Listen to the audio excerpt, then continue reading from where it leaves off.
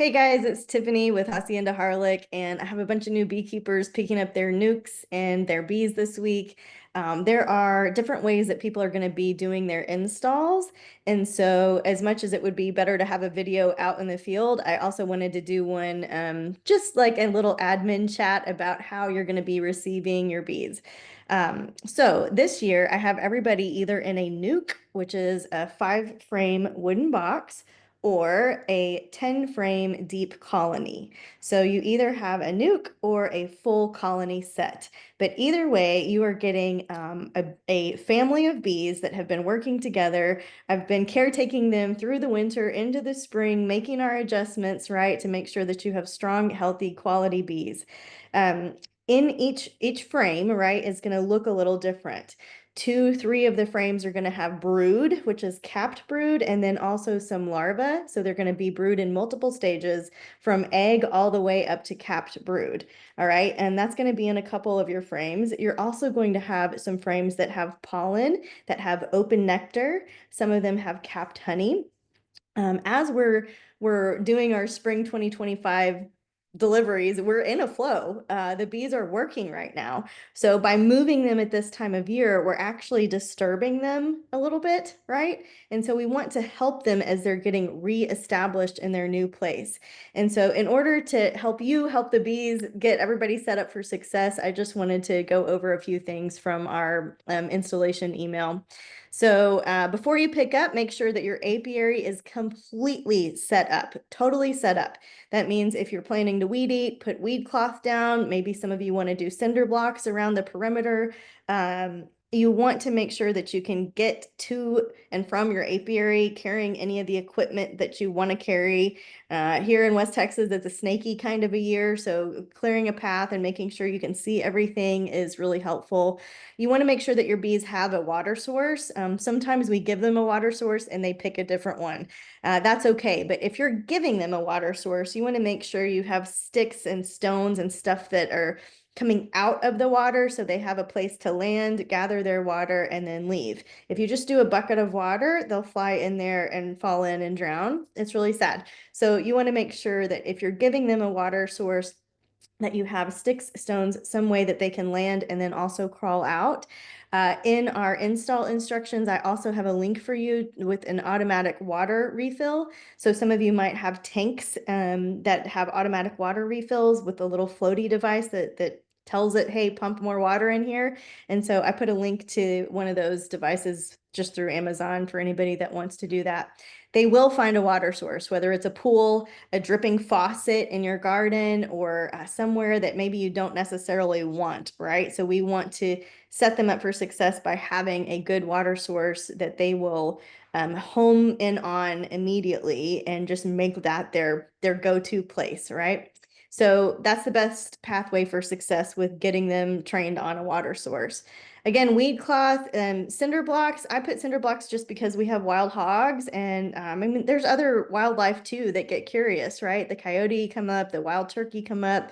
Um, so the deer, right? So I like to have my area blocked off to just kind of keep the curious critters away a little bit. That's just me. Not everybody does it that way. If you're putting your equipment on tables or stands, have that set up in advance. Some people just use pallets on the ground, right? That's okay as long as it's not in an area that's going to get flooded and you're really super strong and you can pick up your equipment by lifting, from the ground up. I think it's better if you're gonna just have a table that is not going to shift a whole lot and not going to rot, right? Maybe something metal. There are a lot of really cool country solutions that you can find. You could put like long boards through 2 cinder block holes and make a table that way. But the idea is that you're not having to bend over and lift something that is going to get quite heavy. Those top supers and 10 frames can easily get to 100 pounds when they're full of honey. So you want to set yourself and your hive up for success from the beginning by having them at that level that you are comfortable with. What we don't want to do is get them set up on, like, let's say the ground, and then change your mind a couple days later and say, oh, I'm going to move them a couple feet up and over. That is a disorienting thing. We want to wherever they land, right? That's where we want them to stay. We don't want to go higher, lower, left or right. We just want them, as you install them, for that to be their place. Okay, so in addition, you want to make sure that the apiary, that your table or the place you're setting them on is level and it's going to be, again, out of floodwater. Um, it needs to be level, but also if it's going to have any tilt, the back needs to be higher. Not much at all, right? That'll screw them up too. But if you can't be completely level, the back needs to be higher so that any water or just anything can like drip out that way. We don't want water in the colony. That will freeze and kill a colony in the winter, right? So we want to make sure that we're dripping out if we're leaning at all, but otherwise just be completely level. You want to face things so that the colony entrances are facing southeast if possible. You want them in a tree line so that they have partial shade and partial sun if possible. There are many theories on this. I have been keeping bees in our area since 2020 in West Texas, and the West Texas all-day sun is too hot. I recommend a tree line. That's where they want to live naturally, and it makes more sense. So that's my recommendation, but there are many other opinions, and it's certainly your apiary to experiment with. We want to have a natural wind block so that tree line can be really helpful. We especially want a wind block on the north side so that it protects them from the cold winter winds, right? Again, we're just setting them up once so that they're there for the rest of the time that they're going to be in your care. You want to keep the apiary away from kids and pets and livestock, preferably 500 feet away. 500 yards away. This includes your chickens, your dogs, your cattle, your goats, your horses, your swimming pool, your playgrounds, any livestock that is pinned in and cannot get away, right, from an angry beehive.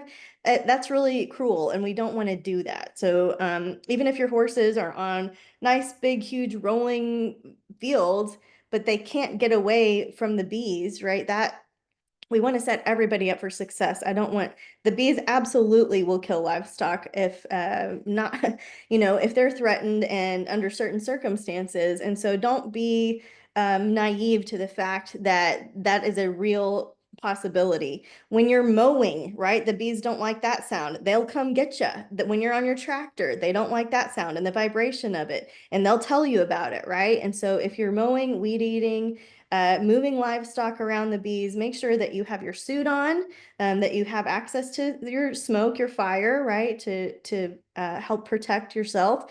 And then also, right, your fire extinguisher to keep yourself safe in case something happens with your smoker or your lighter while you're out there.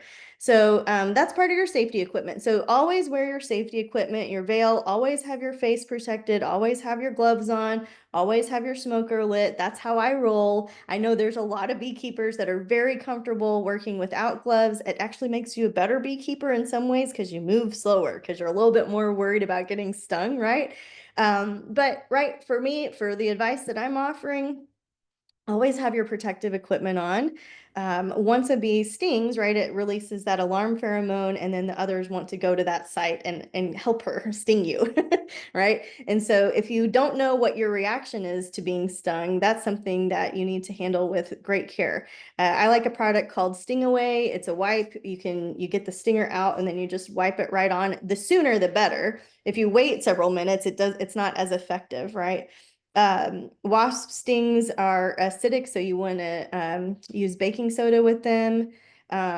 Bee stings are, oh my gosh, I'm just not going to say that. Wasp and bees, one's basic, one's acidic, so you use baking soda on one and vinegar on the other. And I feel like I always mess that up every time, so I apologize. Scratch that. However you're going to take care of your bee stings, right? Whether it's with the antihistamine, like a Benadryl or something, just be safe and have your sting stuff handy.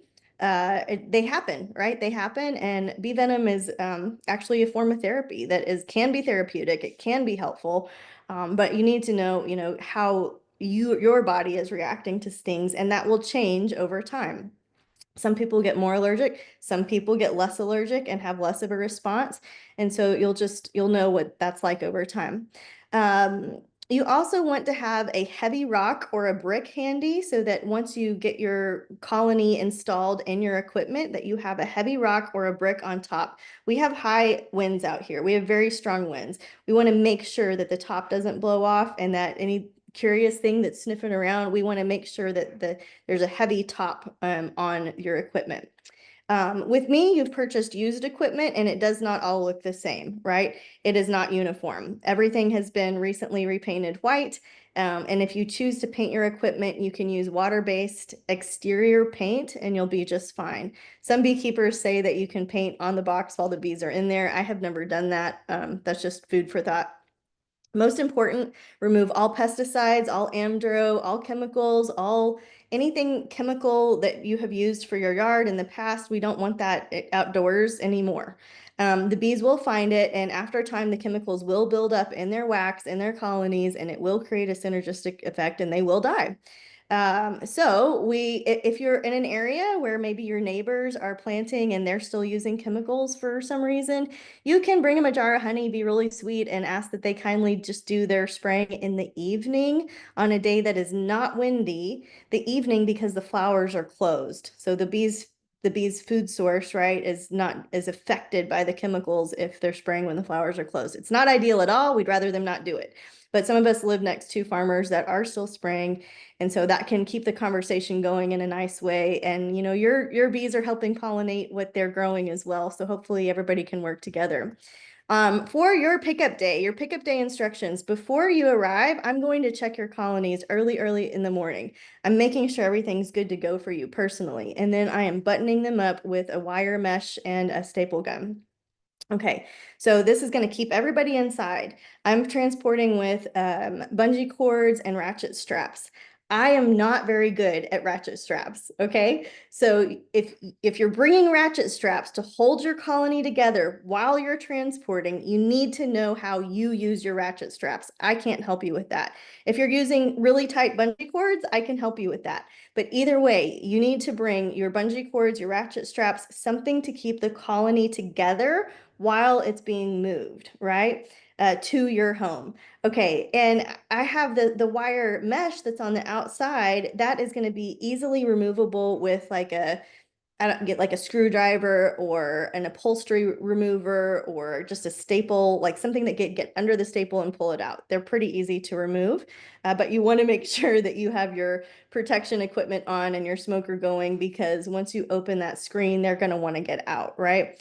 So some of you will want to put a queen reducer on yours to keep a queen excluder, not queen reducer, a queen excluder on yours to keep the queen inside. So that is an option. That you can put the queen excluder between the bottom board and the deep to keep her from walking out. You can leave that on for a couple of weeks if you would like. It's no harm because the foragers can come and go. We want the foragers to come and go, and we want to encourage the queen to stay in the box in the new location because the bees are going to come back to her scent. And so having some form of queen excluder on can be really helpful. There are several times that I have not used that and it's been totally fine. It's just ideas for you for how you want to manage your apiary, right? For your pickup day, you want to wear jeans, you want to wear boots, you want to wear socks over your jeans, you want to have your work gloves, you want to have your protection equipment on.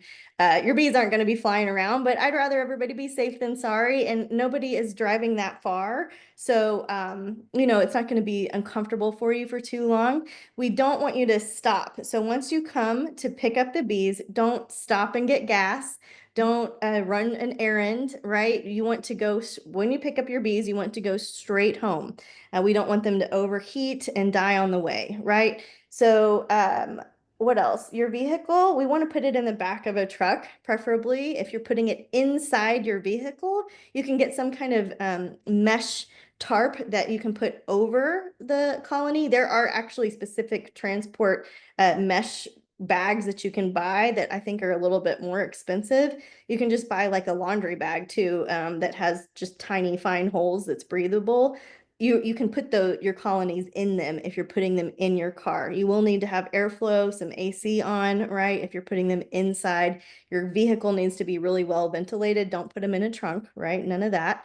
Um, Okay, so secure transport, we talked about drive gently, right? We're gonna put the frames, so if this is the back of your truck, we're putting the frames this way, not this way, because if you slam on the brakes, all of the frames are gonna do this. If you slam on the brakes and they're going this way, it's not as dramatic. It can cause less harm, right? So we wanna make sure our frames are perpendicular to the back wall of your truck. Just drive slow and gentle, right? We don't want to make a whole bunch of big, wild, crazy turns or mud through something and catch air, right? You don't want the frames clanging together because you can squish and kill your queen in transit on your way home. So when you get home, you want to make sure that you're just putting your nuke or your full colony, either one, in a cool shaded spot. You get your box ready, and all you're going to do, right, is you have your gear on, you have your smoker going if you would like, of course, and then you're going to just move each frame into your box, right? In the same order. We want the brood to be together in the center, and we want the food or the empty frames on the outside, okay? So the brood needs to stay together. It needs to stay a certain temperature. The bees want to stay on top of that brood. And the nurse bees, right? They want to stay on top of that brood and keep them a certain temperature. We want all of the brood together. And the honey, the pollen, the nectar, the food, the pantry, the empty frames, the drawn comb, all of that goes on the outside, okay? Let's see, what else do I have for you? So, yep, you're just going to put them in the same exact order. You're going to then, if you're using the same equipment, you can remove the outer screen, right? So it depends on if you're transporting into your equipment or if you're just using the equipment that you've bought from me. And that's it. You're going to put your hive on a level stand in its permanent location. You're not going to decide tomorrow that you want to move it around a little bit. It's just going where it's going. The transfer, you're just going to be gentle, just one frame at a time. You can be checking for the queen if you want to see her while you're moving the frames in. But sometimes the queens are flighty. So we want to move slow, fast. We want to move gentle and in just as uh, you know, kind of like a Zen master. Yeah, then you're going to put the lid on the hive, and then you're going to put your rock or your heavy brick on top of your lid. You're going to let them settle in, right? You're just going to be kind of hands off, let them settle in. Don't go in there and check the next day and make sure everything's okay. You just want to leave them alone, let them settle for a couple of days. When you're going to check on your colonies after you install, again, you need to have that water source, make sure that they're finding their water source. You want to offer them a 1-to-1 sugar syrup to help them get established in their new place, right? They probably have plenty forage at the time of the year that you are bringing them over. But to help them in this transition period, you can buy any number of feeders, and there's several different kinds. I'm happy to help you make some decisions. But we want to offer them a 1-to-1 sugar water syrup ratio for the first couple of weeks to help them get their drawn comb going, get them established, and keep them healthy and happy while they are out finding their new forage sources. So you can do your first hive inspections 7 to 10 days after you install. That should be plenty of time. And if you have any questions or run into anything unexpected, don't hesitate to reach out. I do want to support you. I do want your bees to be happy and healthy. And also, we're in agriculture, so sometimes not all the bees make it. Sometimes they don't like the new environment.